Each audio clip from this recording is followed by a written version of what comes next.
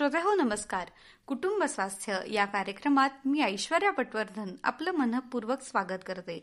कुटुंब स्वास्थ्य या कार्यक्रमात आज आपण जाणून घेणार आहोत तोंडाचा कर्करोग याविषयी माहिती डॉक्टर उमा दातार चौगुले यांच्याकडून. मॅडम, आकाशवाणी सांगलीच्या कुटुंब स्वास्थ्य या कार्यक्रमात आपलं मनःपूर्वक स्वागत. धन्यवाद. नमस्कार, मी डॉक्टर उमा दातार चौगुले. गेली 11 वर्ष ओरल पॅथॉलॉजिस्ट म्हणून मी भारती डेंटल कॉलेज सांगलीमध्ये काम करते आहे. माझा research topic mainly oral cancer म्हणजे तोंडाचा कर्करोग, त्याच्याबद्दल अर्ली डिटेक्शन म्हणजे लवकर कसा त्याचं निदान व्हावं आणि प्रतिबंधात्मक आपण काय त्याच्याबद्दल करू शकतो, ह्याच्यावर माझं संशोधन गेली 10-11 वर्ष चालू आहे. मॅडम, तुम्ही ओरल कॅन्सर याविषयी काम करता, तर सध्याच्या काळात स्त्रियांमध्ये या कॅन्सरचं प्रमाण किती आहे आणि याची कारणं काय काय असू शकतात? ओरल कॅन्सर जास्त करून हे तंबाखूशी रिलेटेडच असतो, म्हणजे त्याचा कॉज हा तंबाखूच आहे. पण बायकांमध्ये पण मिश्रीचा वापर असतो, त्याच्यामुळे ओरल कॅन्सरचं प्रमाण आहे पण कमी आहे पुरुषांच्या मनाने. ॲट द सेम टाईम काही बायकांना म्हणजे ज्या वयस्कर असतात त्यांच्या ओरल हायजीनकडे फारसं लक्ष दिलं जात नाही. एखादा दात त्याचा एज जर कटिंग एज असेल तर जीभ त्याला घासली जाऊन तिथे एक अल्सर होतो, ज्याचा नंतर डेव्हलप होऊ शकतो ओरल कार्सिनोमा त्याच्यात.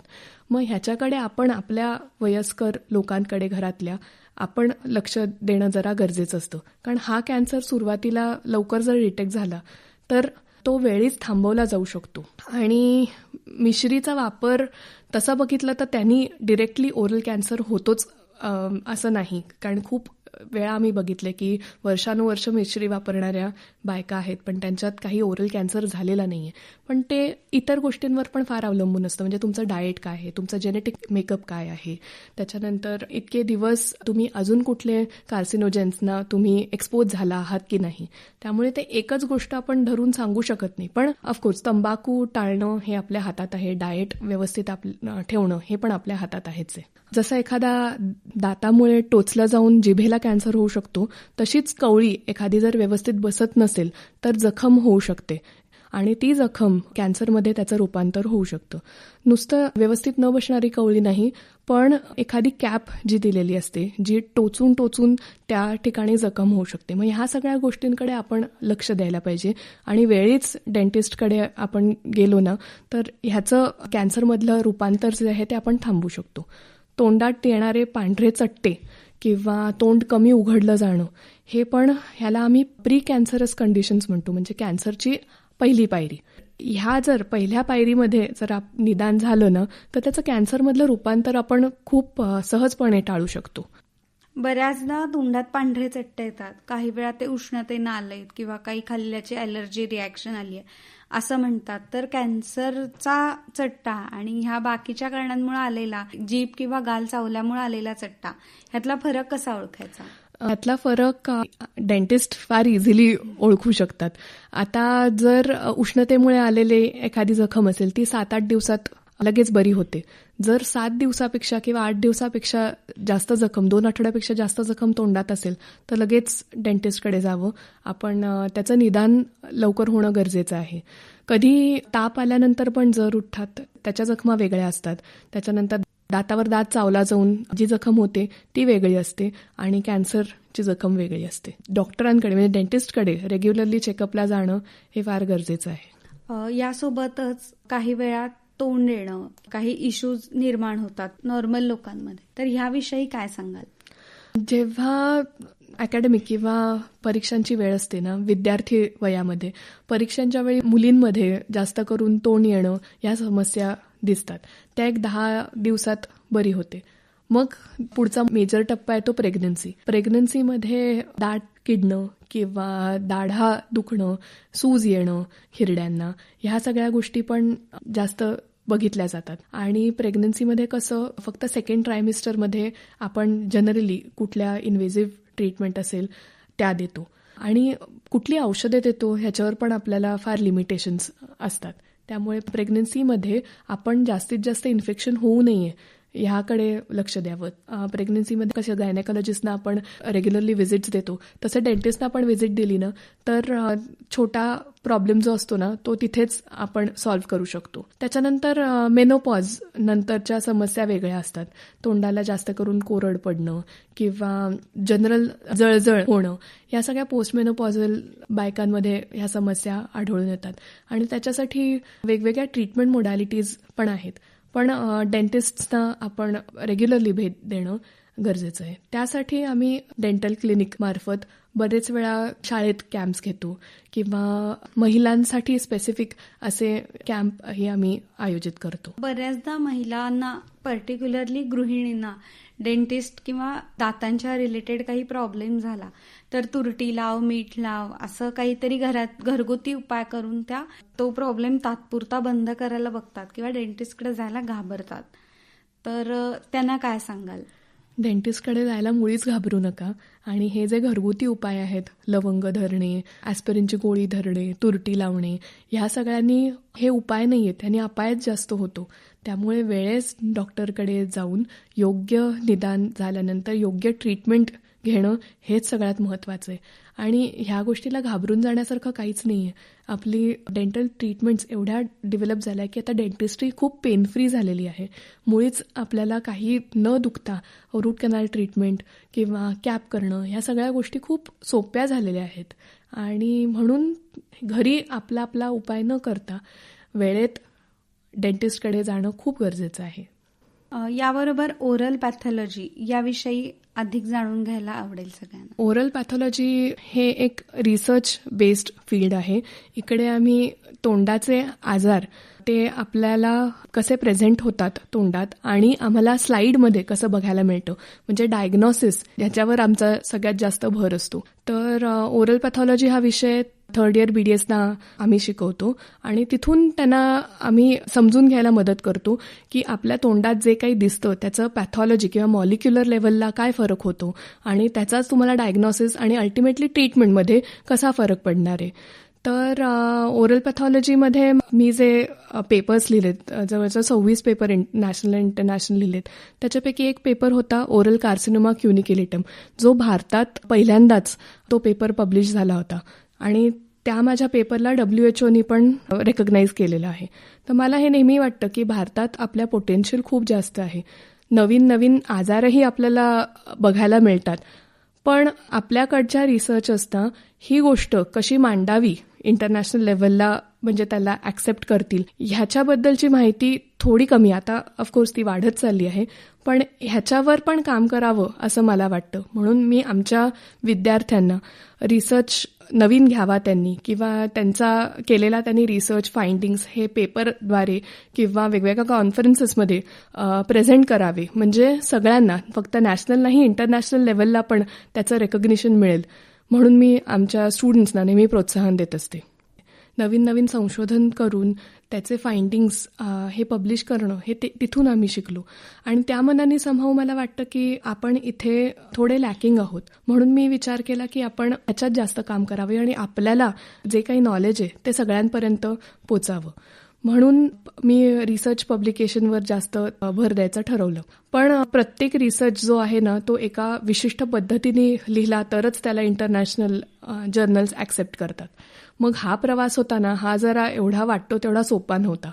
मग एकेका पेपर मागे 2-2, 3-3 महिने जातात तो व्यवस्थित लिहायला, तो सबमिट करायला, आणि त्यांच्याकडून ॲक्सेप्टन्स नाही आला तर मग ही परत प्रक्रिया चालू होते. म्हणजे कदाचित एका पेपर मागे 1 वर्षही जाऊ शकतं किंवा त्याच्याहूनही जास्त, जर आपल्याला योग्य ठिकाणी पब्लिश करायचं असेल तर. आणि माझ्या पब्लिकेशनला मी कुठल्याही पेड जर्नलमध्ये मी पब्लिश केलेलं नाही आहे. म्हणजे जितकं शक्य आहे तिथे ओपन ॲक्सेस, म्हणजे सगळ्यांना तो वाचता येईल. ॲट द सेम टाईम मला जास्त खर्च येणार नाही अशा ठिकाणी चांगल्या इंडेक्स जर्नलमध्येच मी पब्लिश करायचा प्रयत्न केला आहे. पण हे वाटतं तेवढं सोपं नसतं. पण सगळ्यांनी जर आपल्याला त्याचे खाचखळगे कळले ना की आपण पेपर कसा लिहावा, त्याच्यावर मुद्दे कसे असावेत आणि तो प्रेझेंट कसा केला जावा, आपण कव्हरिंग लेटर कसं लिहावं म्हणजे एडिटरवर आपली छाप पडेल, तर हे हळूहळू शिकत गेले आणि मग आता ते करणं थोडं सोपं होतं आधीच्यापेक्षा. एक रिसर्च पेपर लिहिणं तिथपासून ते तो पब्लिश होईपर्यंतची प्रोसेस कशी असते? आपण केलेलं संशोधन किंवा वेगळा मिळालेला आपल्याला कुठला कॅन्सरचा किंवा एखाद्या पेशंटमध्ये काही वेगळे फाइंडिंग्स मिळाले तर आपण ते लिहायला घेतो. म्हणजे त्याचं बॅकग्राऊंड काय आहे, ह्याचं महत्त्व काय आहे, ह्याचं डायग्नोसिसमध्ये आपण काय वेगळं केलं किंवा ह्याचा ट्रीटमेंट प्लॅन आपण काय वेगळा केला, हे सगळं आपण एक मुद्देसूद मांडणी करायची असते.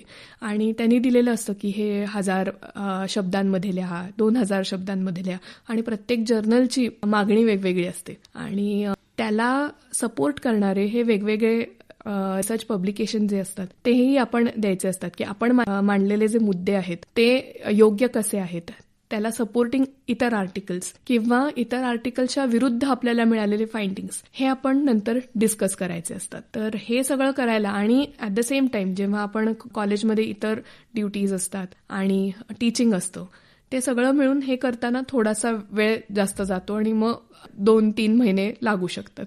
कॉलेजमधलं शिकवणं का रिसर्च पेपर काय जास्त करायला आवडतं? ऍक्च्युली मला रिसर्च पेपर लिहायला जास्त आवडतात, पण शिकवणंही तेवढंच आवडतं. म्हणून मी आता मुलांना फक्त रेग्युलर शिकवायच्या ऐवजी तुम्ही रिसर्चवर का भर देणं गरजेचं आहे. कारण जेव्हा बरीचशी मुलं त्यांना ऑस्ट्रेलिया, US, UK असं शिकायला जायचं असतं, पण बाहेर परदेशात जेव्हा शिकायला जातात तेव्हा रिसर्चचा त्यांचा बॅकग्राऊंड काय आहे ह्याला फार महत्त्व दिलं जातं. म्हणून माझे स्टुडंट्स आता सध्या आमच्याकडे येतात की एखादा रिसर्च आम्हाला टॉपिक द्या, मला लिहायला मदत करा. तर तसे मी स्टुडंट्सना तशीही मी मदत करते रिसर्च टॉपिक्स लिहायला किंवा निवडायला. मॅडम, तुम्ही वेगवेगळ्या विषयांवरती रिसर्च करता, तर हे रिसर्च रेग्युलर प्रॅक्टिसमध्ये किती उपयोगाचं ठरतं? नक्कीच ते फार उपयोगाचं ठरतं. आपण सुरुवात करतो तेव्हा आपल्याला बरेच वेळा वाटतो की हा रिसर्च फ्युचरिस्टिक आहे, म्हणजे ह्याचं आत्ता ॲप्लिकेशन कदाचित होणार नाही. पण आपण जेव्हा ती माहिती मांडतो तेव्हा आपल्याला कळतं की ह्याचं ॲप्लिकेशन आहे आणि ते नक्कीच पेशंट्सना आपल्या ह्याची मदत होणार आहे. माझं फील्ड आहे ओरल कॅन्सर रिलेटेड, तर मग त्याच्यात ओरल कॅन्सरचं लवकर निदान व्हावं किंवा ट्रीटमेंट पेशंटला योग्य मिळावी किंवा नंतर हा ओरल कॅन्सर परत उद्भवतो का, हे जे प्रेडिक्शन आहे ह्याच्यावर माझं आता सध्या संशोधन चाललंय. म्हणजे नक्कीच याला आपण ट्रान्सलेशन म्हणतो. म्हणजे जो रिसर्च आपण करतोय त्याचं प्रॅक्टिकल ॲप्लिकेशन किती महत्त्वाचं आहे आणि त्याच्यावरच मेन फोकस असतो. जर प्रॅक्टिकल ॲप्लिकेशन असेल तरच आपल्याला फंडिंग इझिली मिळतं. एक रिसर्च पेपर लिहिणं तिथपासून ते तो पब्लिश होईपर्यंतची प्रोसेस कशी असते? आपण केलेलं संशोधन किंवा वेगळा मिळालेला आपल्याला कुठला कॅन्सरचा किंवा एखाद्या पेशंटमध्ये काही वेगळे फाइंडिंग्स मिळाले तर आपण ते लिहायला घेतो. म्हणजे त्याचं बॅकग्राऊंड काय आहे, ह्याचं महत्त्व काय आहे, ह्याचं डायग्नोसिसमध्ये आपण काय वेगळं केलं किंवा ह्याचा ट्रीटमेंट प्लॅन आपण काय वेगळा केला, हे सगळं आपण एक मुद्देसूद मांडणी करायची असते. आणि त्यांनी दिलेलं असतं की हे 1000 शब्दांमध्ये लिहा, 2000 शब्दांमध्ये लिहा आणि प्रत्येक जर्नलची मागणी वेगवेगळी असते. आणि त्याला सपोर्ट करणारे हे वेगवेगळे रिसर्च पब्लिकेशन जे असतात तेही आपण द्यायचे असतात की आपण मांडलेले जे मुद्दे आहेत ते योग्य कसे आहेत, त्याला सपोर्टिंग इतर आर्टिकल्स किंवा इतर आर्टिकल्सच्या विरुद्ध आपल्याला मिळालेले फाइंडिंग्स हे आपण नंतर डिस्कस करायचे असतात. तर हे सगळं करायला आणि ॲट द सेम टाइम जेव्हा आपण कॉलेजमध्ये इतर ड्युटीज असतात आणि टीचिंग असतं ते सगळं मिळून हे करताना थोडासा वेळ जास्त जातो आणि मग 2-3 महिने लागू शकतात. मॅडम, तुम्हाला रिसर्च पेपरच्या पेपर प्रेझेंटेशनमध्येही काही प्राइजेस मिळाले, तर त्याविषयी काय सांगाल? पेपर प्रेझेंटेशन म्हणजे मी केलेलं जे संशोधन आहे ते एका कॉन्फरन्समध्ये काही लोकांसमोर त्याची मांडणी करणं. तर आत्ताचा जो सब्जेक्ट होता तो पेटंटवर केला होता. आता पेटंटवर जास्त भर दिला जातो, पण ओरल पॅथॉलॉजीमध्ये किंवा डेंटिस्ट्रीमध्ये इन जनरल पेटंटच्या बद्दलची माहिती आमच्या फील्डमध्ये कमी आहे. तर माझा तो संशोधन आता हे असं केलं की ओरल पॅथॉलॉजीमध्ये पेटंट्स किती झालेत गेले 20 वर्षात आणि कुठल्या फील्डमध्ये झालेत आणि आपण ह्याच्यात अजून काय इम्प्रूव्ह करू शकतो. तर आता मी म्हणाले तसं AIML मध्ये खूप आता डेव्हलपमेंट चालू आहे हेल्थ केअरमध्ये आणि ओरल पॅथॉलॉजीमध्ये पण आर्टिफिशियल इंटेलिजन्स, मशीन लर्निंग वापरून कॅन्सरचा डायग्नोसिस आणि नंतर प्रोग्नॉस्टिक म्हणजे सगळा डेटा वापरून ह्यांना कॅन्सर ट्रीटमेंट कुठली योग्य असेल हे प्रेडिक्ट करणं, ह्याचे मशीन लर्निंग मॉडेल्स खूप तयार होत आहेत. मॅडम, तुम्ही भारतातला पहिला कार्सिनोमा क्युनिक्युलेटम हा रिपोर्ट प्रसिद्ध केला, ज्याला WHO रिकॉग्नाइज केलाय. तर ह्या रिपोर्ट विषयी काय सांगाल? ओरल कार्सिनोमा क्युनिक्युलेटम हा ओरल कॅन्सरचा एक वेगळा प्रकार आहे, विशिष्ट प्रकार आहे, जिथे त्याचा प्रोग्नॉसिस म्हणजे तो कॅन्सर जो आहे ना, तो रेग्युलर कॅन्सरपेक्षा थोडा वेगळा असतो आणि त्याचा प्रोग्नॉसिस चांगला असतो. तर ह्याचा जो रिपोर्ट आहे हा पहिल्यांदा भारतात माझ्या पेपरद्वारे मी सगळ्यांसमोर मांडला आणि त्याच्यानंतर WHO तो एक वेगळा व्हेरियंट किंवा वेगळा प्रकार म्हणून त्याला मान्यता दिली. ओरल कार्सिनोमा क्युनिक्युलेटमला माझा पेपर प्रकाशित झाल्यानंतर 2022 साली. त्याच्यामुळे मला WHO ब्लू बुकमध्ये माझ्या आर्टिकलला पण तेव्हा रेफरन्सिंग मिळालं. आणि मी म्हणते तसंच की आपल्याकडे नॉलेज सगळ्या रिसर्चर्सकडे भारतात असतंच, पण त्याचं सादरीकरण ह्याच्यात जरा आपण कमी पडतो. ह्याच्यावर आपण काम केलं तर आपल्याला इंटरनॅशनल लेवलला रेकॉग्निशन नक्कीच मिळेल. वेगवेगळे रिसर्च रिपोर्ट लिहित असताना पुस्तक लिहावं आपण एखादं, हा विषय कसा डोक्यात आला? पुस्तक लिहिणं ॲक्च्युली खूप कठीण आहे पेपर लिहिण्यापेक्षाही. तर म्हणूनच मला एका पुस्तकावरच मी थांबले. ॲक्च्युली पुस्तकासाठी डेडिकेटेड वेळ खूप द्यावा लागतो. आम्ही जेव्हा MDS करत असतो तेव्हा एक लायब्ररी डेझर्टेशन प्रकार असतो, जिथे आपण आत्तापर्यंत झालेले वेगवेगळे पेपर्स आपण सगळे कलेक्ट करतो आणि एखाद्या गोष्टीवर निबंध लिहिल्यासारखा असतो. तर ते पुस्तक मी प्रकाशित केलं कोलाजिन ह्या विषयावर. आता पुढेही मला एक ॲटलस करायची इच्छा आहे, म्हणजे आम्हाला वेगवेगळे मिळालेले जे केसेस आहेत त्याचं एक कलेक्शन करावंसं. पण त्याच्यासाठी सध्या आता मी तेवढा वेळ देऊ शकत नाहीये. मॅडम, तुम्ही आज आकाशवाणी सांगलीच्या स्टुडिओत आलात आणि तोंडाच्या कॅन्सरबद्दल खूप छान माहिती दिली, त्याबद्दल आपलं मनःपूर्वक आभार. आकाशवाणीने मला आज इथे बोलवलं आणि माझे विचार मांडण्याची संधी दिली, याबद्दल मीही धन्यवाद मागते. श्रोतेहो, कुटुंब स्वास्थ्य या कार्यक्रमात आत्ताच आपण तोंडाचा कर्करोग याविषयी डॉक्टर उमा दातार चौगुले यांनी सांगितलेली माहिती ऐकली. याबरोबरच आजच्या कुटुंब स्वास्थ्य या कार्यक्रमाची वेळ संपत आली आहे. या कार्यक्रमाचे सादरकर्ते श्रीनिवास जरंडीकर यांना आणि मला ऐश्वर्या पटवर्धनला निरोप द्या. नमस्कार.